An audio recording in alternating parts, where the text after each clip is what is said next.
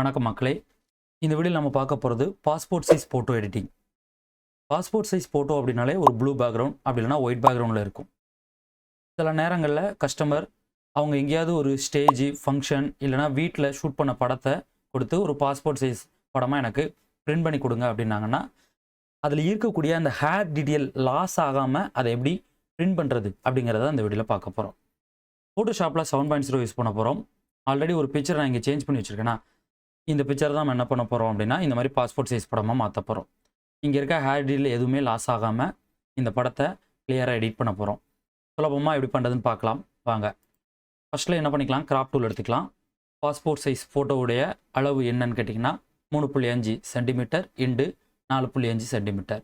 Resolution அப்படிங்கிறது எல்லாரும் 300 வைப்பீங்க. நான் எதுக்காக 1000 வச்சுருக்கேன் அப்படின்னா, 1000 வச்சிங்க அப்படின்னா உங்களுக்கு எந்த ஒரு லாஸும் ஆகாது. உங்களுடைய பிக்சர் வந்து நல்ல ஹை குவாலிட்டியாக இருக்கும். ஓகேயா? இப்போ நம்ம எடிட்டிங்கை ஸ்டார்ட் பண்ணலாம். கிராப் டூல் எடுத்தாச்சு. நம்ம ஃபஸ்ட்டு இந்த படத்தை கிராப் பண்ணிக்கலாம். பாஸ்போர்ட் சைஸ் உங்களுக்கு எவ்வளோ வேணுமோ அதுக்கேற்ற மாதிரி என்ன பண்ணிக்கிடுங்க, இந்த படத்தை நீங்கள் கிராப் பண்ணிக்கிடுங்க. கிராப் பண்ணதுக்கப்புறம் பார்த்தீங்கன்னா நம்மளுக்கு படம் வந்து இந்த மாதிரி கிராப் ஆகிடும்.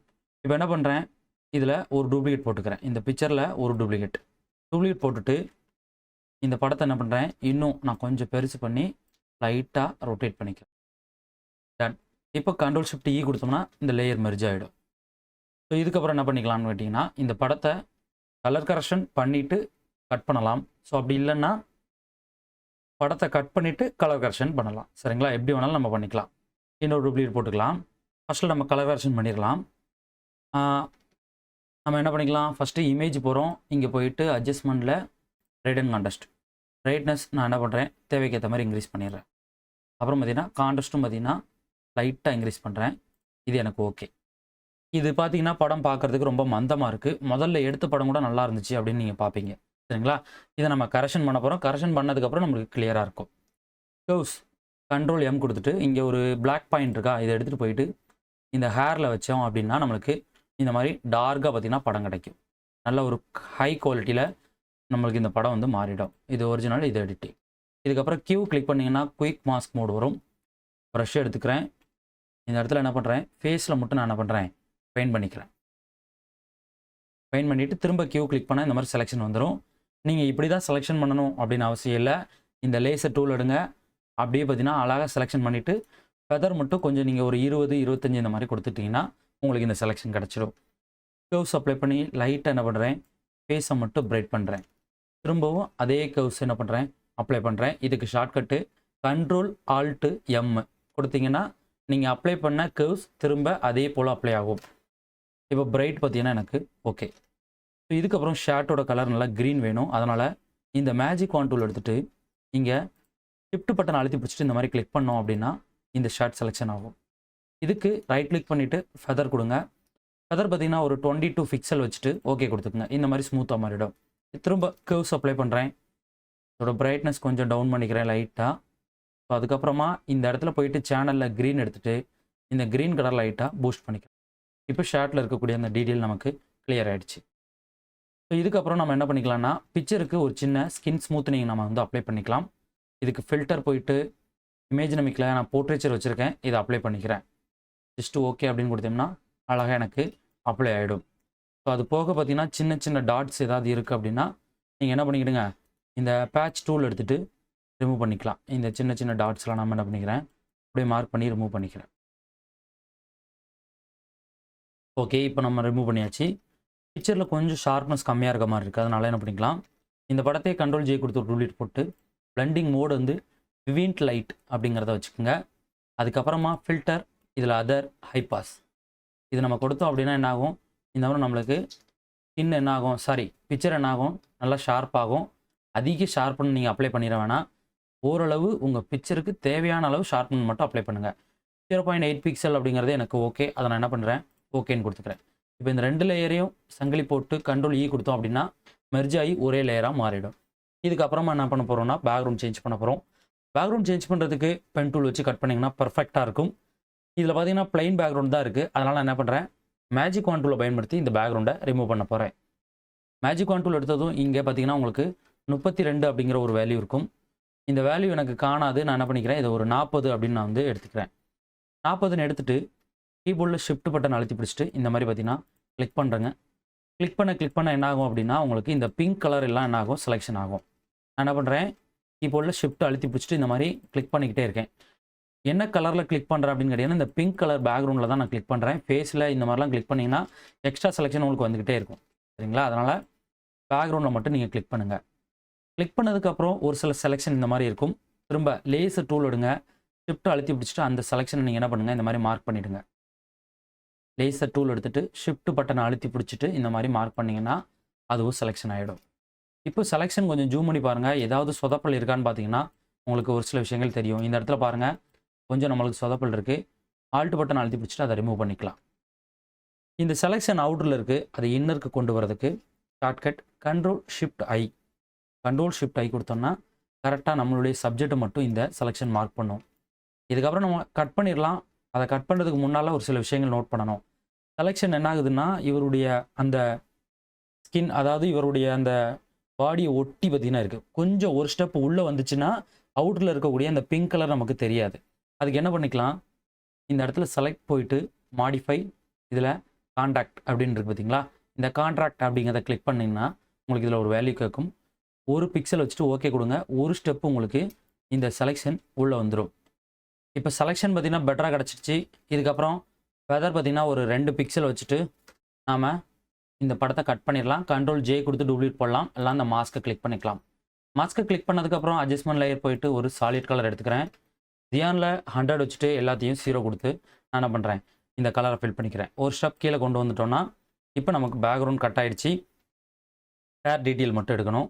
ஷிஃப்ட் பட்டன் அழுத்திட்டு இந்த மாஸ்க்கை கிளிக் பண்ணிங்கன்னா உங்களுக்கு இங்கே நார்மல் தெரியும். திரும்ப கிளிக் பண்ணிங்கன்னா அந்த மாஸ்க் வந்து நமக்கு என்ன ஆகும் அப்படின்னா இந்த மாதிரி நார்மலாக மாறிடும், கட் பண்ண மாதிரி மாறிடும். ஹேர் டீட்டெயில் எடுக்கிறதுக்கு லேசர் டூல் எடுத்துகிட்டு அந்த ஹேர் இருக்கக்கூடிய இடத்த என்ன பண்ணலாம், இந்த மாதிரி மார்க் பண்ணிக்கலாம். ஸோ இப்போ மார்க் பண்ணியாச்சு. இதுக்கப்புறம் என்ன பண்ணிக்கலாம், இந்த லேயரை கிளிக் பண்ணுங்கள். இது மாஸ்க்கு, இது லேயர். இதை வந்து நீங்கள் வந்து தெரிஞ்சு வச்சுக்கணும். மாஸ்க்கை கிளிக் பண்ணி கண்ட்ரோல் ஜே கொடுத்தீங்கன்னா எந்த ஒரு ரியாக்ஷனும் இருக்காது. லேயரை கிளிக் பண்ணி கண்ட்ரோல் ஜே கொடுங்க, உங்களுக்கு ஒரு டூப்ளிகேட் எடுத்துரும். இப்போ இந்த லேயரை மறைச்சி வச்சுருங்க. இதை நல்லா ஜூம் பண்ணுங்கள். நமக்கு தேவை இந்த லூசர். பின்னாடி இருக்க பிங்க் கலர் வந்து நமக்கு வேணாம், அதை ரிமூவ் பண்ணணும். இது எப்படி பண்ணுறதுன்னா, ஃபஸ்ட்டு இதை பிளாக் அண்ட் ஒயிட்டாக மாற்றுங்க. கண்ட்ரோல் ஷிஃப்ட் யூ கொடுத்தா பிளாக் அண்ட் ஒயிட்டாக மாறிடும். அதுக்கப்புறம் இதோட பிளெண்டிங் மோட் மல்டிபிள் அப்படிங்கிறத நீங்கள் சேஞ்ச் பண்ணுங்கள். இந்த மல்டிப்ளை அப்படிங்கிறத மாற்றினதும் உங்களுக்கு இந்த மாதிரி டார்க்காக மாறிடும். இதுக்கப்புறம் கர்வ்ஸ் இல்லை லெவல்ஸ் அப்ளை பண்ணுங்கள். இதில் பிக்கர் டூல் இருக்கும். கடைசியாக இருக்க இந்த ஒயிட் கலர் டூல் எடுத்துகிட்டு போயிட்டு அவுட்டரில் வச்சு ஒரு கிளிக் பண்ணிங்கன்னா இந்த அவுட்டரில் இருக்கக்கூடிய விஷயங்கள் எல்லாமே நமக்கு ரிமூவ் ஆகிடும். அது போக ஒரு சில விஷயங்கள் இருக்கும். இதை நம்ம என்ன பண்ணிக்கலாம், எரேசர் வச்சு எரேஸ் பண்ணிக்கலாம். இது ஒவ்வொரு பேக்ரவுண்டுக்கும் மாறும்.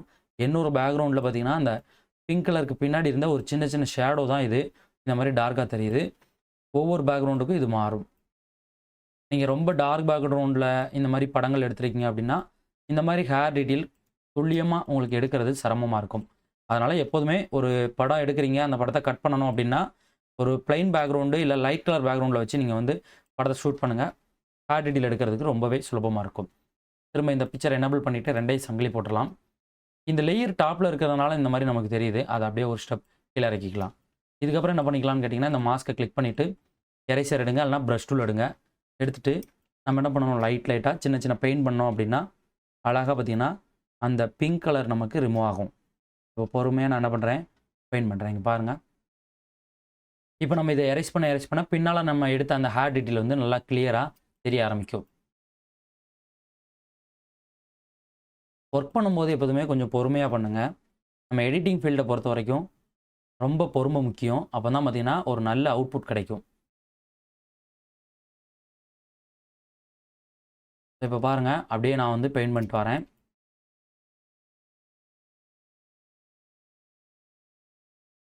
தேவையான இடத்துல அந்த ப்ரஷ்ஷோட சைஸை வந்து சின்னது பண்ணிவிட்டு என்ன பண்ணுங்கள், இந்த மாதிரி பெயிண்ட் பண்ணுங்கள். இப்போ நமக்கு தேவையான அந்த ஹேர் டீட்டெயில் அழகாக கிடச்சிருச்சு. பட் இந்த பிக்சரில் இருக்க ஹேர் வந்து மேட்ச் ஆகலை. அதனால் என்ன பண்ணிக்கலாம், லேயரை கிளிக் பண்ணிவிட்டு மேஜிக் டூல் எடுக்கிறோம். ஷிஃப்ட் அழுத்திட்டு இந்த ஹேரை மட்டும் செலக்ட் பண்ணுறோம். இப்போ ஃபெதர் ஒரு 22 பிக்சல் வச்சுட்டு இங்கே கர்வ்ஸ் அப்ளை பண்ணிட்டு லைட்டாக புஷ் பண்ணுறோம். அதாவது டவுனில் புஷ் பண்ணுறோம். இந்த மாதிரி டவுன் பண்ணால் டார்க் ஆகும். சரிங்களா? அதனால் லைட்டாக டவுனில் புஷ் பண்ணுறோம்.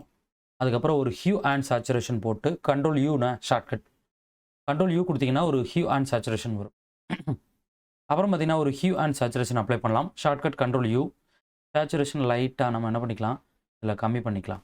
இது கம்மி பண்ணும்போது என்ன ஆகும், இந்த பிங்க் கலர் இதில் ஏதாவது இருந்துச்சு அப்படின்னா அது அப்படியே வந்து நமக்கு ரிமூவ் ஆகிடும். இப்போ நம்ம ஓகே அப்படின்னு கொடுத்தோம்னா பிக்சர் வந்து கிளியராக நமக்கு கரெக்ஷன் ஆகிடுச்சு. இதுக்கப்புறம் இந்த கண்களில் வந்து பிளாக் கலர் நல்லா அப்ளை ஆகணும்னா இந்த ஒரு போர்ஷனை மட்டும் இப்படி மார்க் பண்ணுங்கள். இதில் இமேஜ் போயிட்டு செலக்டிவ் கலருங்கிறத எடுத்துகிட்டு இதில் பிளாக் கலர் வச்சுக்கோங்க. இந்த பிளாக் கலர் கொஞ்சம் நம்ம வேல்யூ இன்க்ரீஸ் பண்ணோன்னா இந்த எம்ஐ அப்புறம் பார்த்திங்கன்னா கருவிலி எல்லாம் நல்லா பிளாக் ஆகிடும். இப்போ நமக்கு தேவையான அந்த பாஸ்போர்ட் படம் சூப்பராக ரெடி ஆகிடுச்சு. இதை நம்ம என்ன பண்ணிக்கலாம் அப்படின்னு கேட்டிங்கன்னா கண்ட்ரோல் ஷிஃப்ட் இ கொடுத்தீங்கன்னா மெர்ஜ் ஆகிடும். மெர்ஜ் ஆனதுக்கப்புறம் ஆக்ஷன் போயிட்டு நீங்கள் ஆக்ஷனை கிளிக் பண்ணிங்கன்னா ஆட்டோமேட்டிக்காக உங்களுக்கு இதை அடுக்கி கொடுத்துரும். இந்த ஆக்ஷன் பார்த்திங்கன்னா நான் வந்து சிசியில் ரெடி பண்ணேன், அதனால் எனக்கு 7.0 எரர் காட்டுது. இந்த ரெண்டையுமே நான் என்ன பண்ணுறேன், டெலிட் பண்ணுறேன். மிச்சம் 3 பிக்சர் எனக்கு ஒரே போல் வச்சுருக்கா, நான் திரும்ப இதில் ஆட் பண்ணிக்கிறேன். இப்போ 3 பிக்சரை நம்ம மார்க் பண்ணிவிட்டு இந்த கேப்பு கரெக்டாக நம்ம ஃபில் பண்ணுறோம். அதுக்கப்புறம் ஷிஃப்ட் அழுத்திட்டு லைட்டாக சுருக்குறோம். சுருக்கியாச்சா? இப்போது கண்ட்ரோல் இ கொடுத்திங்கன்னா மெர்ஜ் ஆகிடும். ஆல்ட் பட்டன் அழுத்தி ஒரு டூப்ளிகேட்டு இல்லைனா கண்ட்ரோல் ஜே கொடுத்து ஒரு டூப்ளிகேட் போடுங்க. ரெண்டும் உங்களுக்கு இந்த மாதிரி வந்துடும். திரும்பவும் மெர்ஜ் பண்ணிவிட்டு இந்த லேயரை டபுள் கிளிக் பண்ணிவிட்டு ஸ்டோக் வந்து அப்ளை பண்ணிக்கிடுங்க. இந்த ஸ்டோக் வந்து இந்த பிக்சருக்கு தேவையில்லை. ஒருவேளை நீங்கள் ஒயிட் கலர் ஷர்ட் போட்டிருக்காங்க அப்படின்னா கண்டிப்பாக இந்த ஸ்டோக் வந்து அப்ளை பண்ணுங்கள். அப்போ தான் அவங்க ஷர்ட் வந்து கட் ஆகாமல் கிளியராக பார்த்தீங்கன்னா இந்த ஸ்டோக்கில் வந்து தெரியும். சரிங்களா? இப்போ பார்த்தீங்கன்னா இந்த படம் வந்து கிளியராக நம்ம வந்து ரெடி பண்ணியாச்சு. இவ்வளோதான் விஷயம். ஒரு படத்தை நீங்கள் ஒர்க் பண்ண போகிறீங்க அப்படின்னா அதில் என்னென்ன விஷயங்கள் மாற்றணும், என்னென்ன விஷயங்கள் நம்ம எடுக்கணும் அப்படிங்கிறத நீங்கள் முன்கூட்டியே தெரிஞ்சுக்குங்க. அப்போ தான் உங்களால் ஒரு நல்ல அவுட்புட்டை கொடுக்க முடியும். ஒரிஜினல் பிக்சர் நம்ம பார்க்கலாம். இதான் பார்த்தீங்கன்னா ஒரிஜினல் பிக்சர். இதை வந்து க்ளோஸ் பண்ணிக்கலாம். ஆல்ரெடி ஒரு சாம்பிள் நான் வச்சுருக்கேன். இந்த ஒரிஜினல் பிக்சர் எடுத்துக்கலாம். இதான் ஒரிஜினல் பிக்சரு. ஒரிஜினல்லையும் எடிட்டிங்லையும் பாருங்கள், அந்த ஹேர் வந்து உங்களுக்கு லாஸ் ஆகிருக்காது. இந்த ஹேரை பாருங்கள், இந்த ஹேரையும் பாருங்கள். ஸோ 2 பிக்சர்லேயும் பார்த்தீங்கன்னா இந்த ஹேர் அப்படிங்கிறது லாஸ் ஆகிருக்காது. கிளியராக பார்த்தீங்கன்னா நம்மளுக்கு அந்த ஹேர் டீட்டெயில் அப்படிங்கிறது கிடச்சிருச்சு. இங்கே நல்லா ஜூம் பண்ணி காட்டுறேன். ஸோ அதே போல் இங்கேயும் ஜூம் பண்ணி காட்டுறேன். பாருங்கள், இந்த ஹேரெல்லாம் நம்மளுக்கு என்ன ஆயிடுச்சு அப்படின்னா இங்கே அப்படியே பார்த்தீங்கன்னா கிடச்சிருச்சு. ஓகேங்களா? இவ்வளோ தான் ஹேர் டீட்டெயில் வந்து எடுக்கிறது. இந்த ஹேர் டீட்டெயில் அப்படிங்கிறது நீங்கள் ஃபஸ்ட் டைம் பண்ணுறீங்க அப்படின்னா உங்களுக்கு ஒரு சில எரர்ஸ் வரும், சில நேரங்களில் ஒர்க் ஆகாது. நீங்கள் இதை ப்ராக்டிஸ் பண்ண தான் உங்களுக்கு இந்த ஹேர் டீட்டெயில் அப்படிங்கிறது கிளியராக வரும். சரிங்களா? எப்போதுமே சரி, ஒரு விஷயம் நம்ம புதுசாக கற்றுக்க போகிறோம் அப்படின்னா நீங்கள் வந்து ப்ராக்டிஸ் பண்ணுங்கள். நல்லா ப்ராக்டிஸ் பண்ணால் மட்டும்தான் அந்த விஷயம் நமக்கு ரொம்ப கிளியராக பார்த்தீங்கன்னா ஒர்க் ஆகும். இந்த பாஸ்போர்ட்டுக்கான ஆக்ஷன் வேணும்னா நான் வந்து கீழே லிங்க் கொடுக்குறேன், டவுன்லோட் பண்ணிக்கிடுங்க. ஆனால் நான் பார்த்தீங்கன்னா ரெசல்யூஷன் அப்படிங்கிறது 1000 வச்சு கிராப் பண்ணியிருக்கேன். இல்லை நீங்கள் கம்மியாக வச்சாலும் ஓகே தான். அதில் 3 ஆக்ஷன் இருக்கும், 3லே அளவு இருக்கும். இந்த அளவை நீங்கள் யூஸ் பண்ணி நீங்கள் உங்களுடைய பாஸ்போர்ட் படங்களுக்கு இந்த ஆக்ஷனை யூஸ் பண்ணிக்கலாம். Okay friends,